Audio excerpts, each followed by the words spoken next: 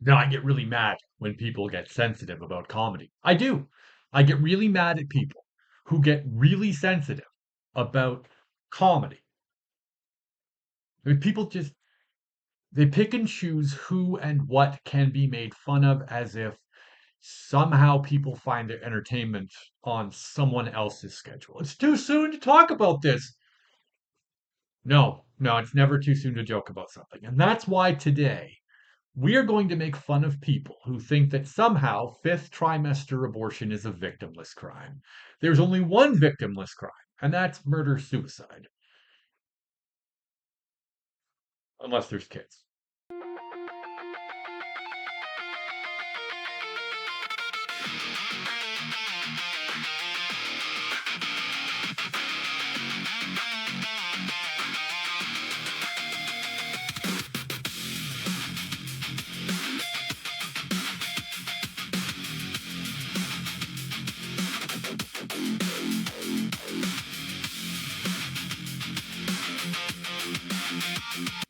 August 23rd, 2026. This is the original comic reporter, and yeah, I'm a good person.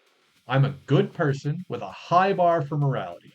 And just to drive that point home, let me tell you something that I don't like at all. I don't like child murder.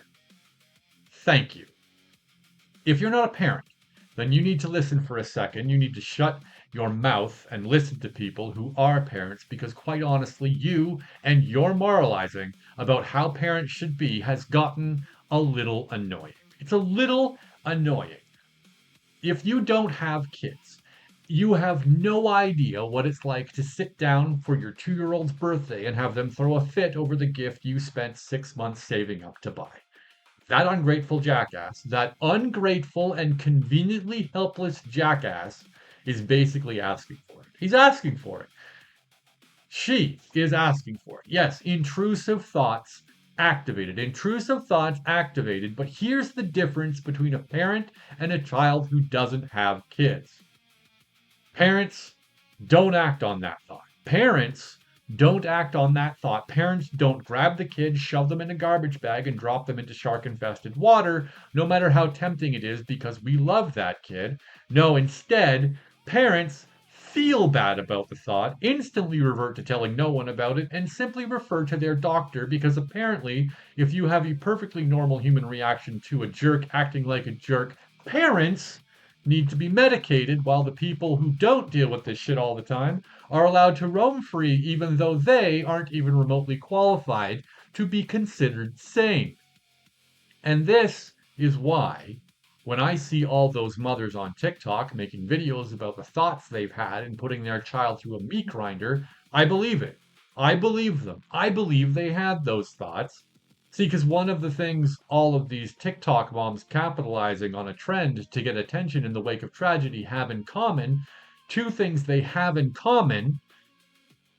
They have two things in common, all of them. One, all of these TikTok moms have kids, and two, the second thing these women have in common is that their kids are alive. Yes, all of them, all of the children are alive. Every one of these mothers have kids, and those kids are all alive. Now, I'm not defending these women. I'm not. Look, if you want to use Lindsay Clancy as a way to create some kind of bridge between intrusive thoughts and a triple homicide, that's a bridge too far for me. That's a bridge too far. There is no connection. There is no connection between you having a thought that you immediately erased from your head and then felt bad about, and a woman who decided that thought was correct and planned her entire day around it. Your thoughts and her action, not the same thing. Let's be clear. As a comedian, I understand better than most the line between words and actions and how many people are determined to blur that line until it no longer exists. We've gone from actions are a crime to words are a crime to thoughts are a crime to actions and thoughts are the same thing. And that's incredibly stupid. That's incredibly stupid. And if you're trying to push that incredibly stupid idea, this video is especially just for you. One of the things that makes being a parent so rewarding is that you find out as an adult something no other adult ever gets to learn unless they've had children. You learn exactly how resilient your love for your children actually is. That's what you discover. You figure out as a parent that you are emotionally volatile, but that emotional volatility doesn't have to control you. That's what you figure out. That is the most rewarding part of parenting, period. You figure out that you can both want to bury someone in the backyard and then simultaneously hug them as if they're the only thing in the world that matters without feeling uh, an ounce of contradiction. That's how psychotic it can get. Most of you would, but that's because you're childless and have no reference point for understanding that the things you love the most in this world are also capable of making you do the most irrational things, no matter how small and helpless those things seem to be to everyone else. Yeah, listen to me. Listen to me very closely. That tiny little thing, that cute little helpless infant you childless sycophants like to point at, like they're the innocent representatives of everything you never had the courage to create, or that you spent 6 hours in the clinic waiting to prevent having, those little innocent things, they're assholes. All of them. Every last one of them. Every single one. I love kids. I love kids. And I still can acknowledge that every single kid who's ever been on this earth is an asshole. And sometimes you want to punch assholes in the face. Sometimes assholes deserve a punch in the face. Sometimes assholes deserve a punch in the face, and it doesn't mean you do it. It just doesn't mean you do it. You just don't do it. You get the idea, and then you're like, get out of my head, and that idea is then gone. You don't do it. Kids can deserve a punch in the face without receiving a punch in the face. It's possible. In fact, most adults probably deserve a punch in the face, and they never receive a punch either. One of the things you hope for as a parent is that the kid throws a fit, takes a step back, and punches themselves in the face because that's the only acceptable way for it to happen. In fact, most adults probably deserve a punch in the face. Most adults deserve a punch in the face that they will never receive, and most of them are childless. The difference is that when an adult doesn't get punched in the face, when they deserve it, we say that there's no justice in the world.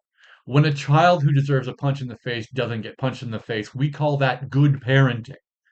Because it is good parenting not to punch your children in the face. And it's bad social structure when an adult who deserves to be punched in the face doesn't get punched. It's an asymmetry. It's an asymmetry in justice.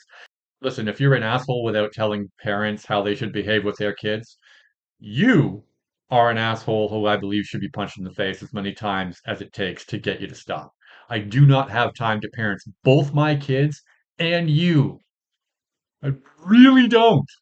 Your parents should have punched you in the face. Your parents should have punched your parents should have punched you in the face because they loved you, and I won't because I don't. And let's clarify something.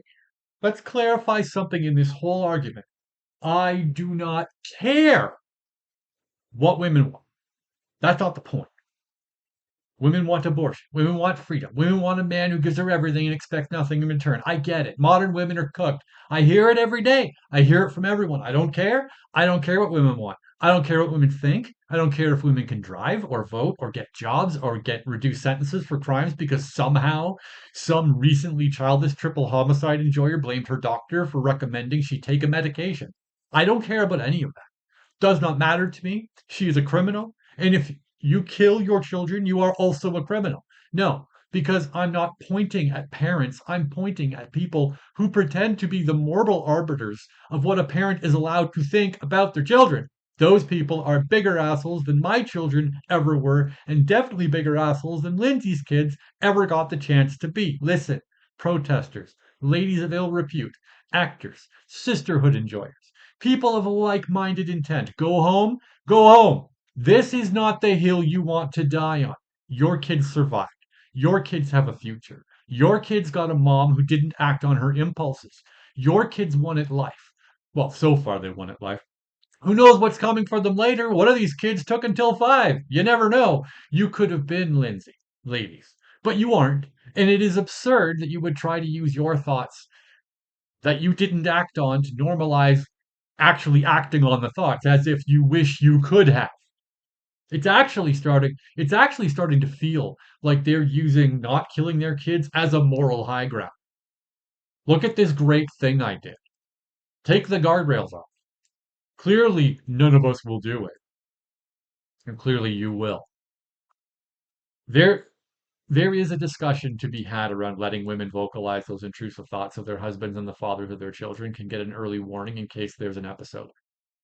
You can talk about that. You can talk about that, and you can talk about why you enjoy reading smut novels and fantasizing about minotaurs, and you can talk about how you believe it or not all, and you can talk about how, believe it or not, all of that is normal. You can have that discussion. I will not be part of that discussion because that's gross and I don't like it, but you can have that discussion. But what we will not do, we will never do as parents, is bend the knee to anyone who never took their own life and tied it directly to one of those cute little assholes that we call children and you call precious and targets. Yes, they're cute. Yes, they can be sweet. Yes, they are the future, but they aren't yours, and parenting is none of your business. If you have kids, you can be part of the discussion. If you're just a daycare worker, or God forbid, a politician, even if you're a nurse or a doctor, even if you don't have your own if you don't have your own kids, if you never took the plunge, if you're too big of a coward to procreate, shut the hell up. Shut the hell up, grow a spine and go have kids. You have no idea what you're talking about. And I have a feeling the only reason you're moralizing about this is because your life is so pathetic you have nothing better to do than come down on people who actually have something to live for. But for God's sake, fathers, listen. Fathers, particularly the fathers of the children whose wives are currently protesting for Lindsay Clancy. They're protesting the guilt of a woman who most likely, allegedly committed triple homicide of her own kids. That's what they're protesting. That's what they're protesting. And you aren't stopping them. You aren't stopping them. Your wives and the mothers of your children are doing their best to show that they are suffering from a World War view so incoherent, it's clear they're on the wrong medication. Go get your wives. Go get your girlfriends. Go get in the way of the people who are trying to convince them. Go get in the way of the people who are trying to convince them that triple homicide is an acceptable outcome of postpartum psychosis. It isn't.